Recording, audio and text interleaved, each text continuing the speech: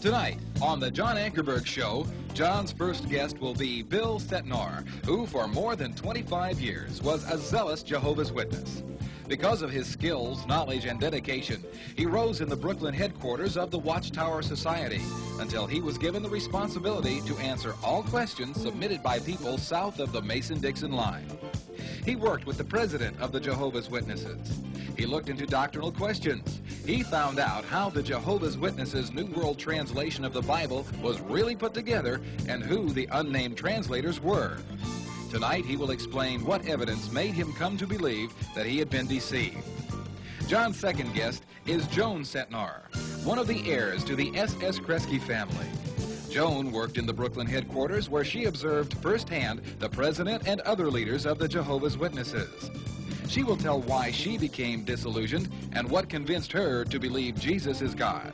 Her conviction cost her an inheritance which would have made her a millionaire. John's third guest is Helen Ortega. Helen was raised in a Jehovah's Witness home. She married a Jehovah's Witness. She conducted 13 Bible studies each week and still had time to go door to door telling people about her faith. Helen came to believe that she was one of the special 144,000 chosen elect and publicly announced this to her Kingdom Hall. Then one day she read something in her Bible that changed her whole life. She will be sharing that information and the events that followed in the programs to come. John's fourth and fifth guests are Debbie and Ken Oakley. Debbie grew up in the Ortega home where she was taught the beliefs of the Jehovah's Witnesses.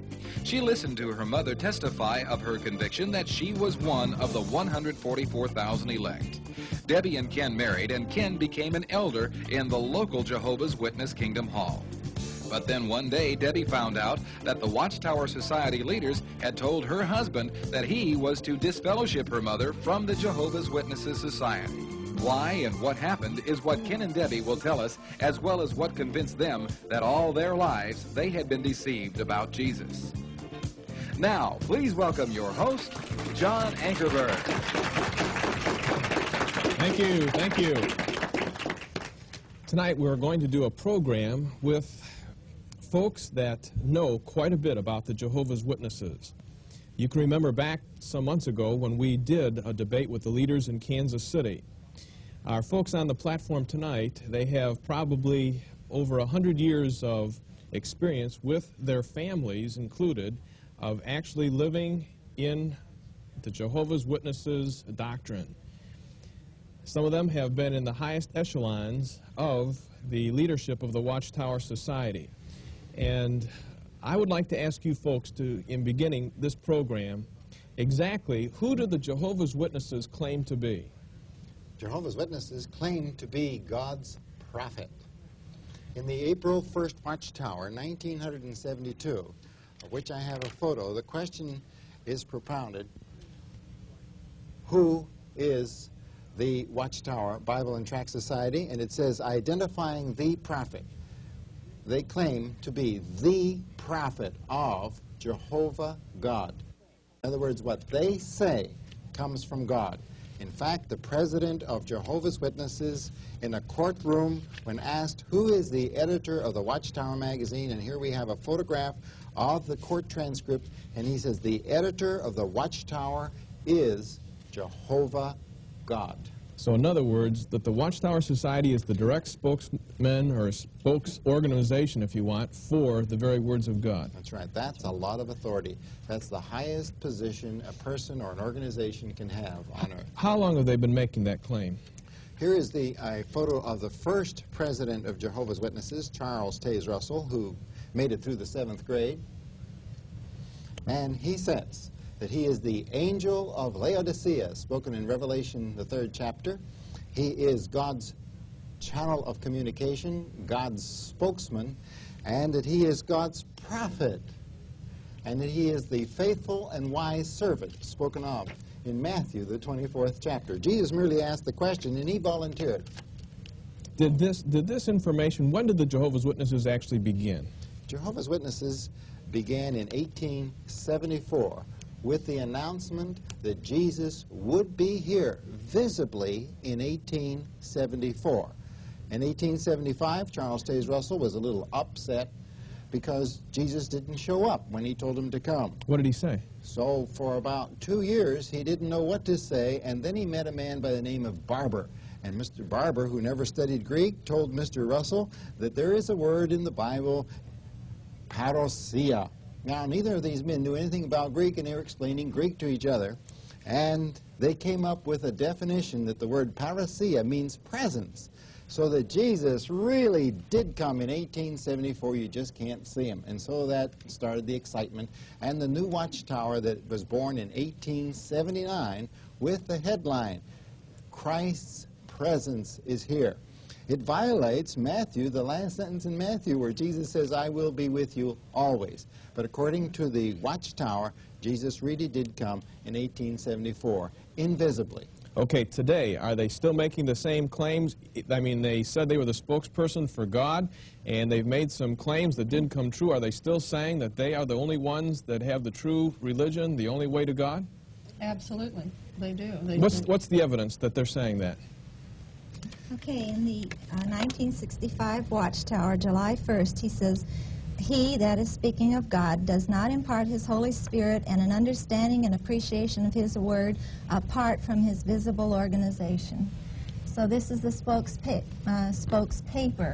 of the Watchtower organization, the Watchtower magazine. The Watchtower magazine is actually a doctrinal organ. Right. Is that correct? What It's it written says by is Jehovah truth. God. Now, do the Jehovah's Witnesses actually hold that the Bible is the authority, or is it the Jehovah's Witness magazine with the Bible? I have a friend, her name's Charlene Reyes, and she was a very zealous Jehovah's Witness. And when she saw things weren't according to the Bible, and some of the things, the circuit servant that travels around asked her if she had the Bible on one hand and the Watchtower magazine on the other, and the magazine said something a little contrary to the Bible, which would she choose? And she said the Bible, and she was disfellowshipped for that. John, What does the word mean to be disfellowshipped? That means that you are completely taken out of the organization and no one speaks to you, and you are just dead, spiritually dead. Dismembered, yes. Excommunicated is a good word. You're Yes. not allowed to have fellowship with any one of Jehovah's Witnesses, and they are not allowed to have fellowship Right. with you. Eating with you, come into your home, even speak to you and say hello if they should meet you on the street. And this includes You families. become a dead person. So let me get this straight now. So through the Watchtower magazine, they're making the claims that they are the only organization that gives the true word from God, all right? That's right. Now, that comes from where? The Watchtower magazine. it's really From the edited by the headquarters. president Yeah. of Jehovah's Witnesses. Who is now? Fred W. France. Freddie France. All right. And he gives it out completely, or are there a group of editors? Yes, there's a group of editors, but they have to agree with Freddie France, who talks to angels. He's been says that talking. in the He's been Watchtower. talking to angels since about 1920. Where does he say that? He says it in Watchtower magazines. He says it in Watchtower publications. And prior to Freddie, it was Judge Rutherford, who was never a judge. He also claimed to talk to angels, and so did Charles Taze Russell. Now, this is a typical sign of all the prophets who are in existence on earth today and who have been in our generation, who all speak to God. So the president is actually considered to be the prophet right now, the spokesman for God through that organization, and the believers down below must follow that He line. has established a scapegoat prophet in that he says that all the Jehovah's Witnesses who are part of 144,000, the remnant of the 144,000, are this prophet. But this group has never gotten together at any place to vote on any prophecy. And not only that, I was a part of that group, and because I expressed myself that I didn't agree with some of those, in fact, there was quite a few of us that didn't agree, we were disfellowshipped. So if we were part of it, why didn't we have the opportunity Did you to ever come up with express any ourselves? prophecies? No, just that they're wrong. So these people who are part of the 144,000 have no voice. That's right. In fact, should they express their voice, they would be dismembered from an organization that has no members. That's right. That's the claim. There's no membership. All right, what else did the Jehovah's Witnesses claim? Jehovah's Witnesses claim that there is only one right religion. Now, this is a photograph of the Watchtower, February 15th, 1955. It says there is only one right religion, and that religion is the religion of Jehovah's Witnesses. What if somebody doesn't belong to the Watchtower Society or the Kingdom Home? Well, there are